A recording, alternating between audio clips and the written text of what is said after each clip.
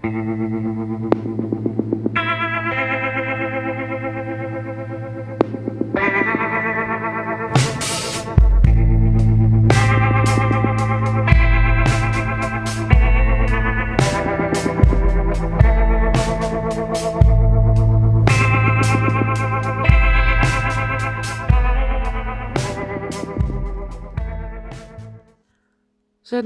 წინა სიტყვაობის გარეშე გადავიდეთ ჩვენი საუბრის მესამე ნაწილზე. სართული 0. ალქიმიური ტექსტები ბაზილ ვალენტინი, რიპლი, მუტუს სლიპერ და ასე შემდეგ. აქ თუ პირდაპირ არ არის საუბარი დემონებზე, მექანიზმები არის იგივე და საფასური, რაზეც საუბრობთ ჩვენ მთელი ამ ხნის განმავლობაში, შემდეგი ფორმულით არის ახსნილი. Solve et coagula. სანამ ყველაფერი გართულდა, მოდით გავერკვეთ, რა არის ეს solve et coagula. ეს არის დაშლის და შეკრების პრინციპი, რაც ნიშნავს უნივერსალურ ტრანსფორმაციულ ციკლს. Solve დაშლა მატერიის ან სულის მის პირვანდელ კომპონენტებად. ეს არის ილუზიების მოსპობა და ეგოს დემონტაჟი. Coagula შეკრება. ეს არის დაშლილი ელემენტების ახალი გაუმჯობესებული ფორმით შეკრება და უმაღლესი რეალობის მიკვლევა. ზუსტად ეს არის სართული 0. ჩანაწერების ციკლი, რომელსაც მე დავუთმობ არაერთ ვიდეოს და იქ მოგიყვებით უკვე ჩემი გამოცდილების შესახებ. მე გავყვებით მთელ იმ ალქიმიურ პროცესებში, რომელთა აღქმასაც და როს დიდი არკანები გაგიმარტივებთ. თითო არკანი არის თითო საფეხური. ასევე ჩვენ ავხსნით სიცოცხლის ხის, სეფიროტის და კლიფოთის, იგივე სიკვდილის ანუ ცოდნის ხის ჩემეულ ხედვას და უკვე ნაცადი გავლილი ბილიკით შემიძლია გიჩვენოთ რა ხდება იქ. იმ გზაზე, რომელზეც თქვენ უამრავი დაბრკოლება და საშიშროება გელოდებათ.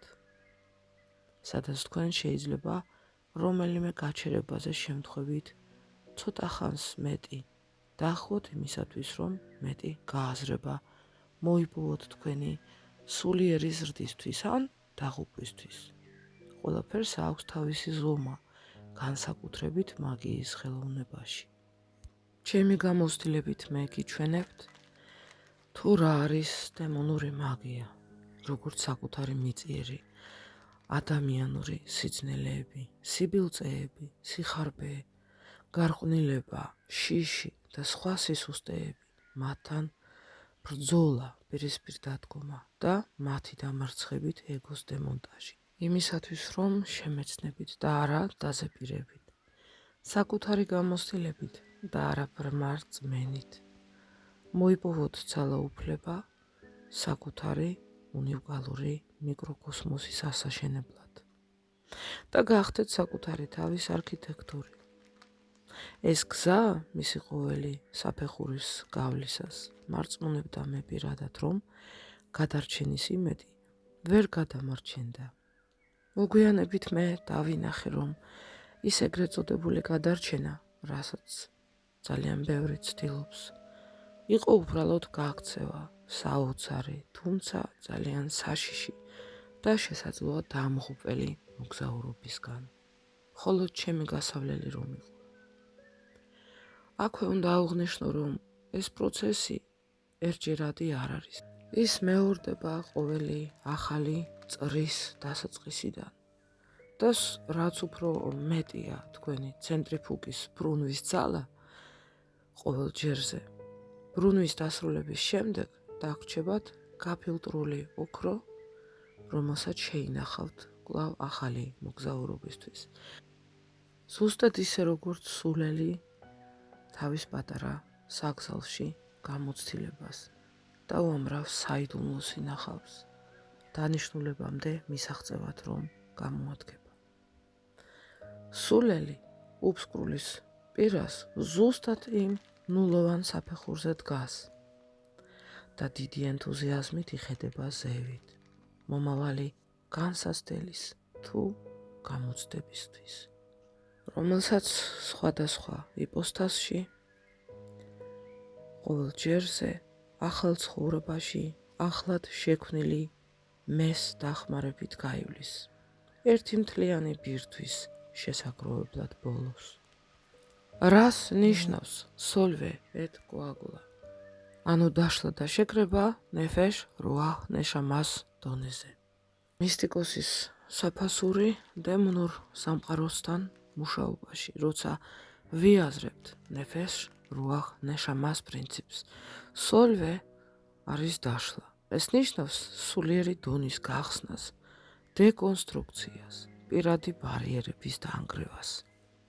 დემონთან და მის არქეტიპთან, მის ელემენტებთან უშუალო პირადი კონტაქტისთვის. კოაგულა არის შეკვრა, სოლვეს შედეგად მიღებული ენერგიის, ცოდნის და ძალის ინტეგრაცია სულის სამ დონეზე, ახალი უკვე გარდაქმნილი ფორმით. ეხლა ვნახოთ, რა ხდება საფასურის გადახდის მექანიზმში ამ სამ დონეზე და რა საფასური გვიჯდება ეს ყველაფერი. ენერგიის გამოცვლა, ქრონიკული დაღლილობა, სისხლძარღვთა და ნერვული სისტემის პრობლემები, განსაკუთრებით თუ რიტუალი ეხება სიბნელის ენერგიებს და უფრო ქვეცნობიერთან კავშირს, ბნელ კავშირს. სქესობრივი ენერგიის დისბალანსი, ძილის დარღვევები, კოშმარები და ასე შემდეგ.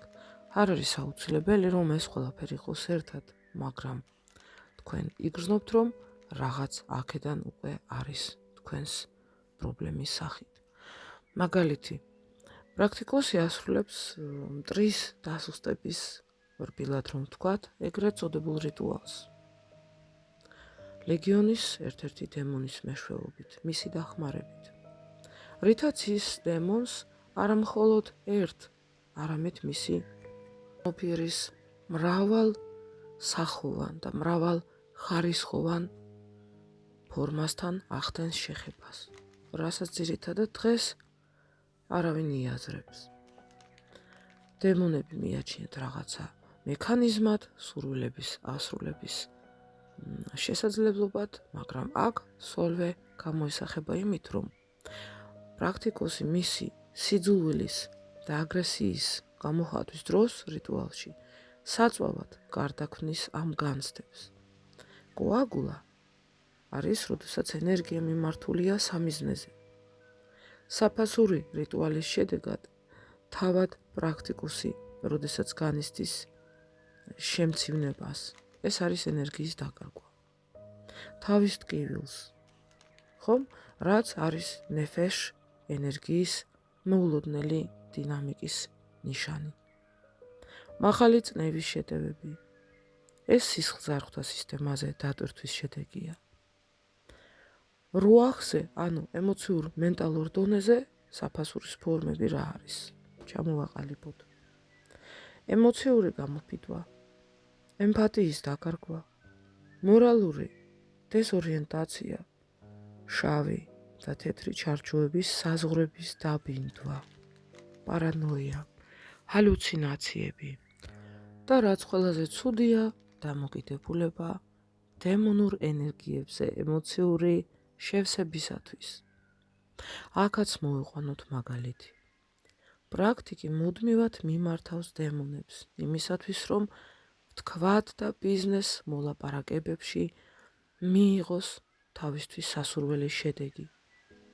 დემონების დახმარებით კი ის მისი ბიზნეს პარტნიორების თუ კონკურენტების გონების წაკითხვას ან სულაც მათზე ზეგავლენას ცდილობს დემონურ რიტუალით. აქ სოლვე არის მისი ინტუიციის და ფოკუსის გახსნა დემონური ენერგიებისთვის. კოაგულა არის მიღებული ინფორმაციის გამოყენება მოლაპარაკებებში, რაც მისთვის არის აუცილებელი. რა საფასურს ვიღებთ? დაახლოებით 6 თვის შემდეგ. ის აღმოაჩენს, რომ ვეღარ განასხვავებს საკუთარ ფიქრებს დემონური ჩურჩულისგან. ანუ მოწოდებული აზრებისგან. იწყება მისი სოციალური იზოლაცია, ისე რომ ამას ვერც კი ამჩნევს. ის მხოლოდ საკუთარ სურვილს თვლის. საკმარისად, რომ ადამიანებზე მოახდინოს ზემოქმედება ან თუნდაც მანიპულაცია. მისი ოცნებები სავსეა სიმბოლოებით, რომლებსაც ის ვერ ხსნის და ვერც იმას იაზრებს თუ რად უნდა საერთოდ ის ოცნებები. ნეშამა იწყება სულიერი სიგნალის დაგროვება, ანუ კარმული ენერგეტიკული დავალიანება. პრაქტიკოსი წყვეტს თავის უმაღლეს მესთან კავშირს და თანდათანობით ასევე ყოველი ასეთი წარმატება, რაც ბალანსის რღვევის ხარჯზე ხდება, მისი ეგოს ინფლაციას იწვევს. ის კარგავს გაცნობიერებას, რომ წარმატებები არა დემონური ძალების, არამედ მისი, როგორც ძლიერი და მცოდნე პრაქტიკის და ზოგადად ბევრ მდაბიოზე აღმატებული ტიპის დამსახურებაა. ხომ გინახავთ ისეთი პრაქტიკოსები, თავისი თავი ნახევრად ღმერთებად რომ მიაჩნიათ და ზებუნებრივი წარმოდგენა აქვთ საკუთარ თავზე. როცა მათ დაინახავთ, ყოველ ჯერზე მიხვდებით, რა ხდება მათ თავს და რა ელის ამ კატეგორიის წარმომადგენლებს ბოლოს. რაც თავარია, თქვენ მიხვდებით, რომ ამ ეტაპზე იწყება ენერგეტიკული მონობა. აქაც მოვიყვანოთ ისევ მაგალითი. პრაქტიკოსი ასრულებს დემონურ რიტუალს, მისი პიროვნების რაღაც სახით გარდაქმნისათვის. აქ სოლვე არის ის, რომ სულს პრაქტიკოსი სრულად ხსნის დემონური გავლენისთვის. კოაგულა ხდება ახალი ძალის, მაგრამ არა მისი ძალის, მისი გამომუშავებულის მიღება და ინტეგრირება მის პიროვნებაში. საფასური მისთვის იქნება ის, რომ მისი უმაღლესი მიზანი თანდათანობით გარდაიქმნება დემონური მიზნების განსახორციელებელ პროცესში. პრაქტიკი კი ნელ-ნელა გარგავს ინტერესს სულიერ სამუშაოსთან მიმართებაში. რაც იყო მედიტაცია, რამის შესწავლა, კვლევა და ასე შემდეგ. ეს ყველაფერი თანდათანობით უკანა პლანზე გადადის. ბოლოს კი საერთოდ ზედმეტი ხდება ისე, რომ რა თქმა უნდა, როგორც ყოველთვის პრაქტიკოსი ამას ვერ ამჩნევს. ამ ეტაპზე პრაქტიკი განიცდის ეგზისტენციალურ სიცარიელეს, მიღწეული წარმატებები და საკუთარ თავში დიდი რწმენის მიუხედავად ამ ყველაფერს რაღაც დაუკმაყოფილებლობის სახით განიცდის. ზუსტად ეს არის ის შფოთი, რომელიც მოსვენებას არ გაძლევთ მაშინ, როდესაც თითქოს ყველაფერი კარგად არის და ნელ-ნელა ვითომ და იკრებთ ძალას, როგორც შავი მაგი. სართული 0-ის მეორე ნაწილში, ჩვენს წინა განახლებაში, მე დაგპირდით, რომ ვისაუბრებდი თუ როგორ უნდა ავიცილოთ თავიდან მსგავსი შეცდომები და შევინარჩუნოთ ბალანსი. ნეფეშ რუა ნეშამას პრინციპით, რაც ჩვენი მესამე ნაწილისთვის, ანუ დღეისთვის შემოვინახე. დასასრულისთვის იმიტომ შემოვინახე, რომ განვლილი მასალის გააზრების გარეშე, ანუ თუ შეცდომების დაგროვების მექანიზმის და მათ შედეგების გააზრებაზე არ ვიფიქრებთ, როგორც სულიერ ასევე მენტალურ და ფიზიკურ დონეზე, არ გავაცნობიერებდით ამ ყველაფერს, ვერც იმას გავიაზრებდით საერთოდ როგორ უნდა ავირიდოთ თავიდან, ან გამოვასწოროთ დაშვებული შეცდომები. მაშასე ბალანსის შენარჩუნებისთვის და შეცდომების გამოსწორებისთვის საშუალებები, რა თქმა უნდა, არსებობს. ეს არის თქვენი წარმატების და ძალის მიღების ფორმულა მაგიის ხელოვნების შესწავლის გზაზე. სოლვე et coagula გონევრული გამოყენება. პირველი. ეს არის განსაზღვრული კონტრაქტის პრინციპი. ნეფეში გავიაზროთ შემდეგი მაგალითით. პრაქტიკოსი რიტუალის დაწყებამდე განსაზღვრავს. რას მიიღებს? ეს არის კოაგულა. რას შესწირავს ამის სანაცვლოდ? მაგალითად შესწირავს 2 საათს ყოველდღიურად მედიტაციის სახით. ნაცვლად იმ შეცდომის დაშვებისა, რომელსაც სრული უმრავლესობა უშვებს. პაქტის, ანუ დემონურ ცნობიერთან რიტუალში პირობაზე შეთანხმების დროს.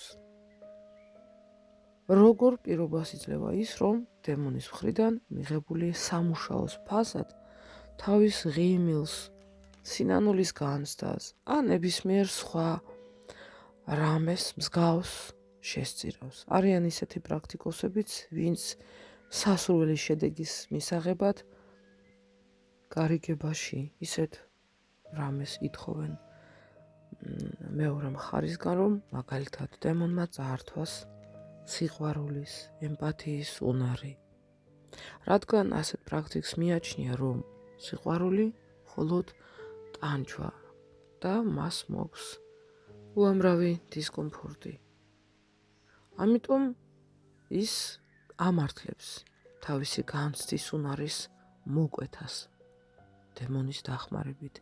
ეს არც თუ ისე დიდი დანაკარგია მისთვის, მაგრამ ასე რომ იყოს თავის ტკივილის შემთხვევაში თავის მოკვეთას იგივე პრინციპით უნდა ეცადოს და სავარაუდოდ მიიღებს კიდეც სასურველ შედეგს.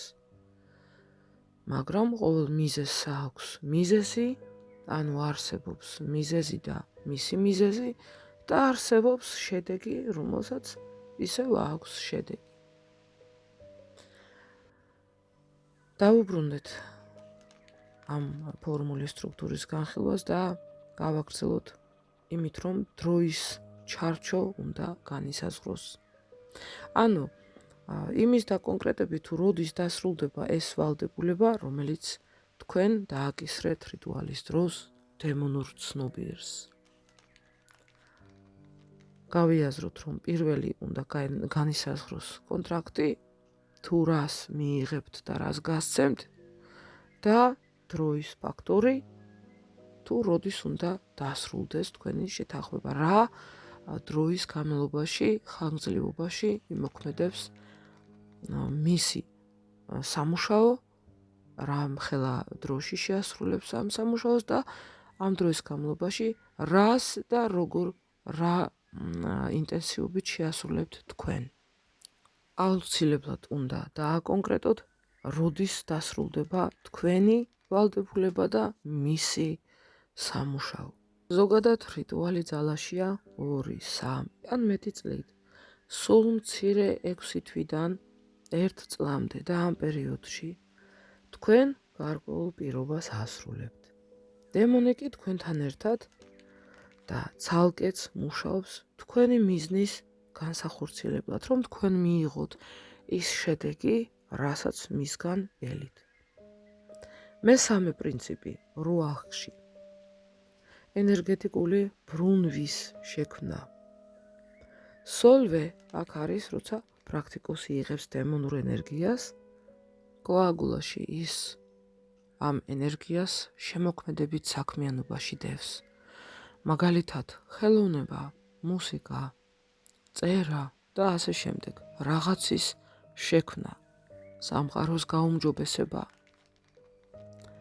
საფასურად აქ პრაქტიკოსი გადაიხდის დროს მის ამ შემოქმედებით ენერგიას პირადი ენერგიის ნაცვლად არ დაგვავიწყდეს, რომ ეს არის რუახის დონე. აუცილებლად უნდა მოინიშნოთ როგორც სტრუქტურა. მესამე პრინციპი. ეს არის ნეშამას დონე და ზუსტად ნეშამას მცველის დანიშნვით განხორციელდება. ვგულისხმობ იმას, რომ ყველა რიტუალის დაწყებამდე ტარდება ცალკე რიტუალი ნეშამას დონის იზოლაციის დაცვისთვის. დემონთან კომუნიკაცია მხოლოდ ნეფეშ რუახის დონეზე. საფასურის გადახდა მხოლოდ ამ ორი დონიდან. ავხსნათ მთელი ეს პროცესი პრაქტიკული მაგალითით. რა არის ნეშამას დაცვის რიტუალი? ძალიან მარტივია სინამდვილეში. თქვენ კარგად უნდა გაიაზროთ და გამოთქვათ გარკვევით. თქვენი ურყევი ნების გამოვლინებით. ჩემი უმაღლესი სული დარჩეს უწყვეტად ჩემს ღვთიურ წყაროსთან.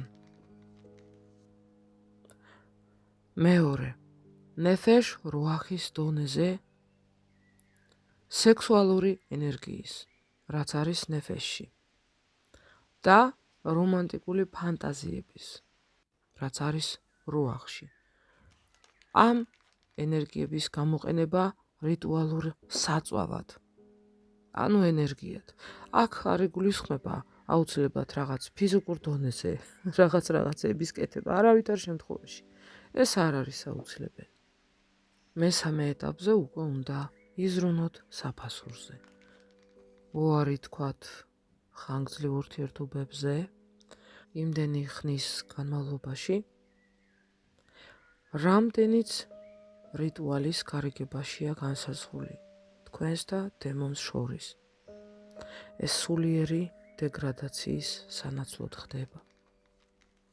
ამით მე მოგეცით და აგიხსენით სტრუქტურა. შემდეგ განვიხილე სტრუქტურაში მოქმედი მექანიზმები და მოგეცით ასევე ფორმულა. ეხლა კი გაჩუქებთ გასაღებს და მას უწოდებ ამგვარად. გაცნობიერებულის თანაბარი გაცვლა. რა არის ეს? მისტიკოსის ყველაზე დიდი შეცდომა არის ფიქრი, რომ შეუძლია ძალა მიიღოს უფასოდ, ან მოატყუოს და გამოიყენოს დემონური სამყაროს ნებისმიერი წარმომადგენელი, ან რაიმე მაინც, თუნდაც რაღაც გამოვლინებით. გონივრული მიდგომა, როდესაც ის გაცნობიერებს, რომ საფასურის გადახდა ყველა დონეზე გარდაუვალია და ამიტომ პირველი ის ირჩევს გადასახდელ საფასურს თავად, ნაცვლად იმისა, რომ საფასურს მას თავისი საზომით აზღვევინებენ დემონური ძალები. მეორე, პრაქტიკოსმა უნდა შეადაროს და დაფიქრდეს ღირებულებაზე. იქნება თუ არა მიღებული შედეგები, ძალა ან ცოდნა საპირწონე იმ ღირებულების, ანუ საფასურის, რომლის გადახდაც გარდაუვალია ყოველთვის. მესამე, პრაქტიკმა უნდა მიმართოს solve et coagulas მექანიზმს თავის თავზე დაშლის და ახლიდან შექმნის პროცესს თავისი ბალანსის შესანარჩუნებლად. დღეს დავასრულოთ საუბარი დასკვნის გამოტანით. დემონოლატრიულ პრაქტიკაში solve et coagula არის არა მხოლოდ რიტუალის ფორმულა, არამედ საფასურის მენეჯმენტი, თანამედროვე ენაზე თუ ვიტყვით, ამ მენეჯმენტის ხელოვნება, ანუ თქვენ უნდა იყოთ მოხერხებული თქვენ საქმეში და ძალიან კარგად უნდა იცოდეთ რა გინდათ, მაგრამ ასევე კარგად უნდა იცოდეთ რა არ გინდათ. წარმატებული პრაქტიკი არის ის, ვინც იცის როგორ უნდა დაარეგულიროს ეს პროცესი ნეფეშ რუახ ნეშამას ჰოლისტიკურ ბალანსში. გადაიხადოს საჭირო საფასური უმცირესი შესაძლო ზიანით და მიიღოს მაქსიმალური სარგებელი თავისთვის. 3 სულიერი დონის ბალანსირებული განვითარებისთვის. შემდეგ მეოთხე განხილვაში მე ვისაუბრებ ზოგიერთ ქრისტიან მისტიკოსზე, გვიანი დროის ოკულტისტებზე. ნელ-ნელა ჩვენ გადავალთ მეტად საინტერესო ნაწილზე ჩვენი განხილვის. ეს არის ტაროს 22 დიდი არკანი, როგორც საფეხურები, ამ ეტაპზე სიცოცხლის ხის და სიკვდილის ხის გავლით დემონოლატრიის მისტიკურ სულიერ გზაზე, რომლის ანონსაც სავარაუდოდ უახლოს დროში შემოგთავაზებთ. ეხლა კი გისურვებთ წარმატებას ყველა კეთილ საქმეში.